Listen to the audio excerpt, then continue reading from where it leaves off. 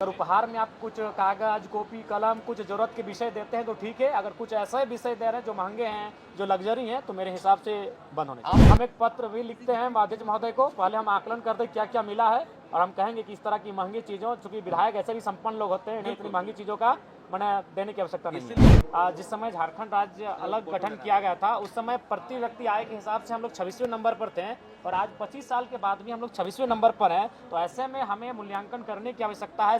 अवैध रूप से गाड़ियों का बहुत तरीके से एंड पेन प्रक्रम से कई रास्तों से होकर गुजर रही हैं, जिस पर राज्य सरकार को संज्ञान लेकर मुस्तैदी के साथ अपना जो सीमा है उनकी, उसकी सुरक्षा करनी चाहिए, ताकि इस राज्य का कोयला से जो अवैध कार्य हो रहा है और जो कमाई हो रही है वह राजस्व के रूप में राज्य सरकार को मिल पाए। जो आपराधिक किस्म के व्यक्ति हैं वो इस कानून के राज्य में कितने बेखौफ हैं कि मान के चलिए मुख्यमंत्री के परिवार जो पूर्व में विधायक रह चुकी है, उन पर गोली चलाने से या फिर उन पर हमला करने से नहीं चुक रहे हैं। काफ़ी लंबी चौड़ी राशि है, जिसमें ग्रामीण विकास के लिए 9,841 करोड़, ग्रामीण कार्य के लिए 4,776 करोड़, पंचायती राज के लिए 2,144 करोड़ और पर्यावरण विभाग के लिए 1,381 करोड़ की मांग है। मेरा मानना है कि चूंकि गांव के साथ छल कपट नहीं होना चाहिए, गांव की जो भी राशि है वो गांव तक जानी चाहिए, लेकिन विगत जो हमारा वित्तीय वर्ष था उसमें लगभग 3,481 करोड़ की राशि को सरकार खर्च नहीं कर पाई है। तो ऐसे में इस बार उन पर सवाल ना हो, उन पर प्रश्न चिन्ह ना लगे, ऐसा हो नहीं सकता है। तो इसलिए जबकि मैंने इनको आंकड़ा भी बताया कि जिस समय झारखंड राज्य अलग गठन किया गया था, उस समय प्रति व्यक्ति आय के हिसाब से हम लोग 26वें नंबर पर थे, और आज 25 साल के बाद भी हम लोग 26वें नंबर पर हैं। तो ऐसे में हमें मूल्यांकन करने की आवश्यकता है, स्वयं का आकलन करने की आवश्यकता है कि किन परिस्थितियों के कारण और किन त्रुटियों के कारण आज भी हमारा राज्य उसी अवस्था में है जब इस राज्य के अलग होने के कालखंड में हम लोग थे।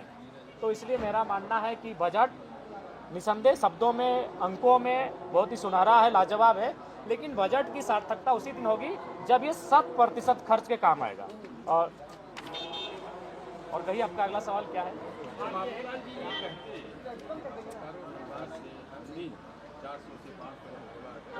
देखिए उसमें वो गलत नहीं कह रहे हैं, सही बात है। बाबूलाल जी अगर कह रहे हैं, उतने अनुभवी व्यक्ति हैं, आप उनकी विचारधारा से विपरीत हो सकते हैं, उनके कुछ बातों से असहमत हो सकते हैं, लेकिन फिलहाल ये मामला सत्य है।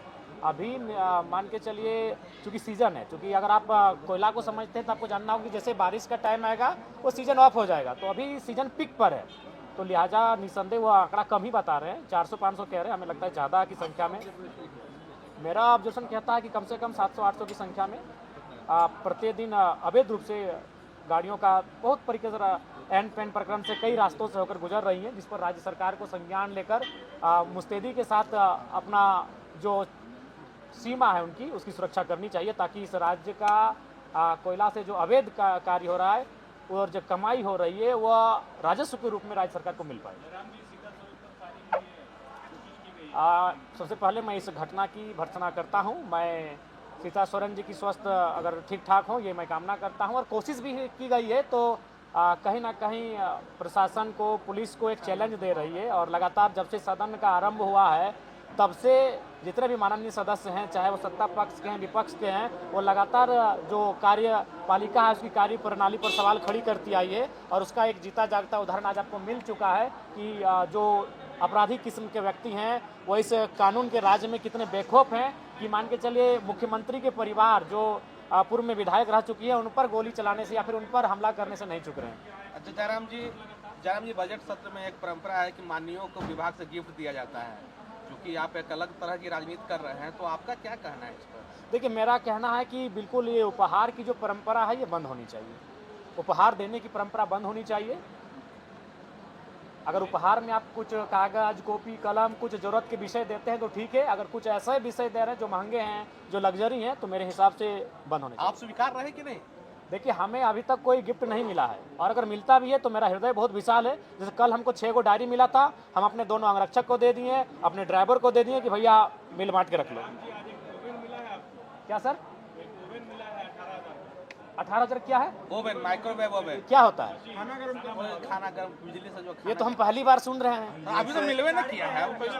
अच्छा मिला है, अगर मिला है तो निसंदेह हम कल पत्र लिखेंगे माननीय अध्यक्ष महोदय को कि गाड़ी में रखा है, क्योंकि नहीं किसको दीजिएगा ये बताइए। हम किसी को दे देंगे, क्योंकि हमें इन सब चीज़ों की आवश्यकता नहीं है। किसी को देने से अच्छा है ना कि न लें। ना लें, ये भी एक बहुत बढ़िया बात नहीं कहें लेना, अस्वीकार कर देना। तो हम एक पत्र भी लिखते हैं माध्यज महोदय को। पहले हम आकलन कर दें क्या क्या मिला है, और हम कहेंगे कि इस तरह की महंगी चीज़ों, चूंकि विधायक ऐसे भी संपन्न लोग होते हैं, इन्हें इतनी महंगी चीज़ों का मैंने देने की आवश्यकता नहीं है। इसीलिए आपसे वही सवाल उठा। नहीं निसंदेह, हमें तो कुछ जानकारी नहीं। हमें तो देखिए, ये जो कागज हमें आज मिला, क्योंकि हम अकेले आते हैं। ठीक है, देखिए जी निसंदेह, हम पत्र लिख के अध्यक्ष महोदय कल पत्र लिखेंगे। हम लिखेंगे कि अध्यक्ष महोदय, हमें बजट सत्र के दरमियान ये चीजें मिली जो मुझे लगता है कि विधायक के लिए उचित नहीं है। विधायक सक्षम है, वो अपने जो उसका सैलरी है उसे वो ले सकता है, अतः इन परंपराओं पर रोक लगे। मैं उनको पत्र लिखूंगा। बिल्कुल, थैंक यू।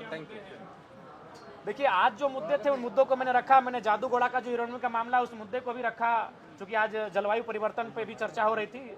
वह एक पार्ट था, एक सब्जेक्ट था, तो मैंने उसको भी हाईलाइट करने का काम किया कि भाई ये बहुत ही जघन्य हो रहा है कि वहाँ के लोग, खासकर महिलाएं, चूंकि वो विभाग एक महिला मंत्री के जवाब देना था, तो मैंने उनको ये भी कहा कि वहाँ 47% महिलाएं ऐसी हैं जो एक नर और नारी संतान उत्पत्ति के दौरान जिस क्रिया को करते उस क्रिया उनके अंदर जागृत नहीं हो पाती है। 47% महिलाएं, नारियां ऐसी हैं जो अपने संतान उत्पत्ति के लिए जिस क्रिया को किया जाता है उस क्रिया उनके अंदर जागृत नहीं हो पाती है। तो सोच सकते हैं कितना संवेदनशील विषय है। गोल, जहां 27 वर्षों के सफर में 17,000 से भी अधिक छात्रों ने डॉक्टर एवं इंजीनियर बनकर भरे सफलता की ऊंची उड़ान, जहां साधारण छात्र भी झारखंड टॉपर्स बनकर बना रहे इतिहास। दूरदर्शी शिक्षाविद श्री विपिन सिंह के मार्गदर्शन में मेडिकल एवं इंजीनियरिंग के लाखों छात्रों के लिए आशा की किरण के रूप में गोल, नेशंस लीडिंग इंस्टीट्यूट। बायोम सिर्फ मेडिकल प्रिपरेशन का संस्थान। बायोम से लगातार दूसरी बार नीट यूजी में 700 मार्क्स पार। 10th पास स्टूडेंट्स के लिए फाउंडेशन कोर्स, 11th पास स्टूडेंट्स के लिए फ्रेशर कोर्स और 12th पास स्टूडेंट्स के लिए टारगेट कोर्स 17 अप्रैल से शुरू हो रहे हैं। कॉल 7360066190 और visit Biyom, circular road near women's college and Hinoo, Ranchi. thefollowup.in. Like, share, and subscribe. www.thefollowup.in